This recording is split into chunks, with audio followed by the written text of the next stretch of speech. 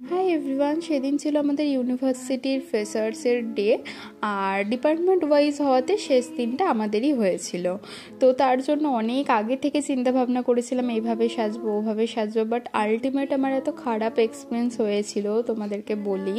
মানে এই যে লুকটা আমি ক্রিয়েট করেছি এটা আমার একদম পছন্দ হয়নি। মানে বারবার আমার এটাই মনে হচ্ছিল কেন আমি শাড়ি ব্লাউজটা চুজ করেছি। মানে ফর আ ফ্রেশার্স ডে এটা একদমই ঠিকঠাক ছিল না ফর মি।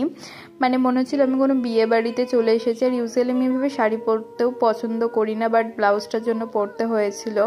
তো পুরো টাইমটা আমার মুডটা ভীষণ খারাপ ছিল। শেষে নিজেই নিজেকে বুঝিয়েছি যে দিনটা হয়তো আমার ছিল না, তবে মুহূর্তটা হারাতে দিলে চলবে না।